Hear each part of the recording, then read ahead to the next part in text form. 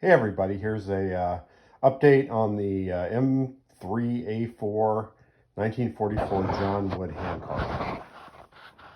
So I've been working on this maybe every other day for an hour, maybe 2 hours on Saturday. The nice thing about a project like this is it doesn't take that long to work on. You can kind of pick it up and put it down as you want to. Also, again, I'm not claiming to be super high skilled fabricator or anything like that. Those of you that are already know that. But I'm just trying to show, like a normal guy, what you can do with some basic tools and things like that. Also, I've had some people say, Tim, you're spending all your money on fancy cameras and lighting and editing and things like that. And, that's just part of it. So, anyway, so let me do a photographic trick here, and we'll talk about what's been going on with the cart. Ready for the photographic trick? 1, 2, 3. There we go. There's my photographic trick. Okay, cart looks a little different than it did the last time about a week ago, and I've been working on a number of things. Have been going on here. If you notice, there's some new steel there. I removed all those other crossbars, and that's a little bit of a learning experience. Not too bad, though. Let me explain to you how I did it. Those are basically put on with 2 spot welds. I got one of the old bars that's still there, and you can see, let me turn on this light. One more click. There we go. You can kind of see that they are just spot welded in 2 locations on there. So what you have to do is find the location of the 2 spot welds. And this is how I did it. I actually used that light and shined it at an angle. And where those 2 holes are, initially were just some indentations where the spot welds were. So what you need to do is look for those 2 little dents. So the first thing that I did when I found the spot welds, I just took a basic drill, small drill bit. This one's kind of rusty. This is one of the ones I think I inherited. And I just drilled a pilot hole where the spot weld is in the center. And then I took one of these, which is a spot weld cutter, and just put it into that pilot hole. The pilot hole doesn't need to be very deep, and drill down. And what this does is this cuts around the outside edge of the spot weld. And then when you start to hit rust, that's when you know that you've reached the 2 levels of the between the actual bar itself and the frame, and you know you're getting close. So usually I kind of back off a little bit. I might whack it just softly with a hammer or hit it with a pry bar, hit it again, and eventually it will pop off. So I got all 5 of those off. Took maybe I don't know, maybe 10 or 15 minutes per to get them off. I've also been working on the inside. The inside is basically kind of finished and done right now. I sanded all that down. I found some more areas that I had to grind on, especially over in this corner. But the inside is actually done and in primer. One thing I did do, though, is I taped off the areas where the crossbars go. I'm going to use a weld-through primer on both surfaces, so that hopefully those won't ever rust again. So that's what's going on with that. Now these crossbars actually turned out fantastic. What happened is I went to a sheet metal company here in town and started talking to them, and they said, you need to go across the street to a HVAC company that does a lot of sheet metal work.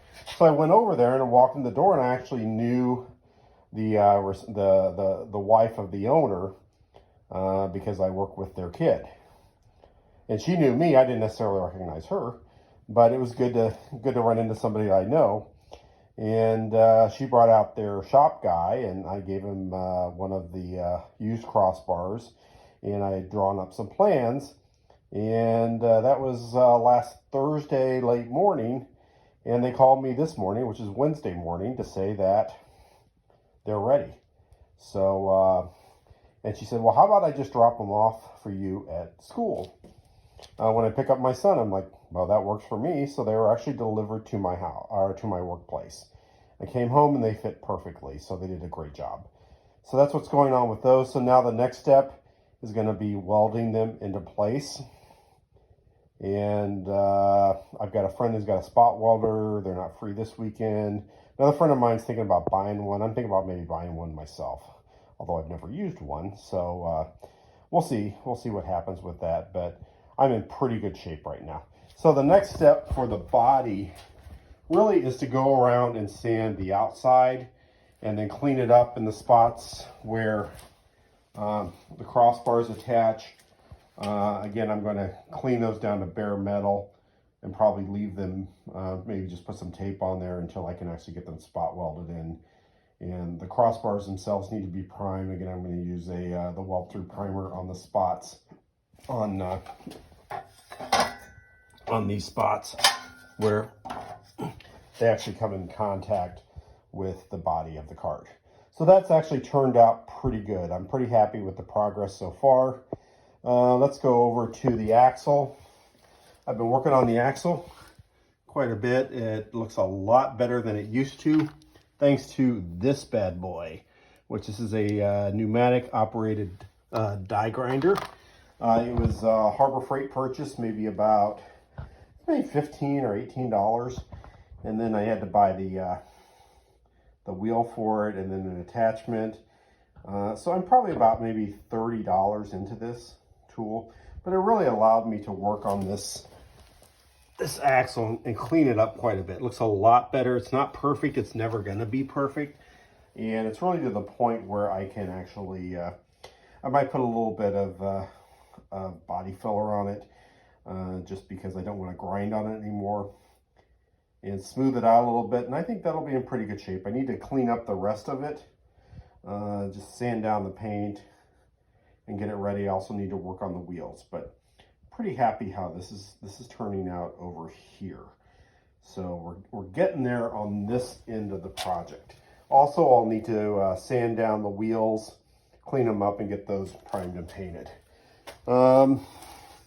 Also, I had the shop make some additional crossbars, so they turned out pretty well. I need a couple more of these. I made a couple extra, so I may put those up for sale. We'll see. If you're on the World War II Handcart Roundup, you see that I actually made a tutorial video on how to make these seals. The seals are almost always crap for these axle dust caps. Pretty simple. Basically, you just take this, you put it on a, this is actually file folder material, and I just traced it around, and then I found something that was the correct shape on the inside. I believe it was a plumber's tape roll that was the exact perfect size, so I taped it around there, just took a single edged razor blade, cut it all out, and I haven't drilled the holes yet, but I'll do that when I actually fit them. So that's turned out pretty well. My wood blocks are done. Pretty simple. It needs a little bit of fine tuning because the pipe doesn't quite fit perfectly in there, which makes sense because it was a it was 1 1/4 inches versus 1 1/2 inches. So let's talk about the drawbar. I'm sorry, the tongue. The tongue has become a little bit more interesting than I expected. I took these pieces to the metal shop to try and figure out, just get some metal tube and put it together, and it turns out it's all kind of wonky in terms of sizes. It's a little bit small. It's too small for traditional pipe, and so there's a tube that someone suggested that I've got some of it coming, so we'll see if that actually works. This is actually an aluminum tube that the gentleman at the machine shop suggested. As you can see, it's 1 1/2 inch tube. It's a little bit too thick. I'm thinking that the steel welded tube that I'm getting from that, I believe it was, gosh, having a brain cut, Kurt Gustafson, I believe, suggested this particular type of tube. Again, it'll kind of seat in there, but it won't actually fit in there. So we'll see if this metal tube works. The nice thing about the metal tube that I ordered, he suggested, is that you can order it to the exact size, and it's 49.5 inches. So as you can see here, again, just a little bit too tight. So we'll see if this other stuff works. I may have to get a Dremel and kind of work this out, maybe grind a little bit of this down, or maybe take down the edge of this in order to fit. So we'll see. That's coming up. Another thing that came in the mail today, 144 grommets. Got a gross of grommets. Say that 5 times fast. And these are for the cover. I've got the canvas cover that's coming in, I believe it's Friday, so I can start. I've got 2 of them. I've got 1 for each cart. So I've got 26 grommets to put on each of these. So that'll use up a little less than half of these. So I'll have a whole bunch of them left if I ever want to do any additional ones. And just to kind of show off, I actually picked up another project, which you can see this bad boy right here. Again, I'm trying to set up my shop to work a little more practical. There's the handcart wheels, and actually the former cross braces are down there too. But anyway, this particular shop desk, I believe it's probably from like the 1950s, 60s. And I got it off of Facebook Marketplace for about $60. It's completely solid. There's just a little bit of surface rust on it. So when I finish this handcart, I'm going to take that apart and work on it and finish it up and put it in place. As you can see, stuff's already getting put on it. So anyway, that's what's going on with the handcart. Stuff's going on. We're getting there. And I'll send you an update when some more has happened. So thanks for tuning in, and I'll see you on the next one.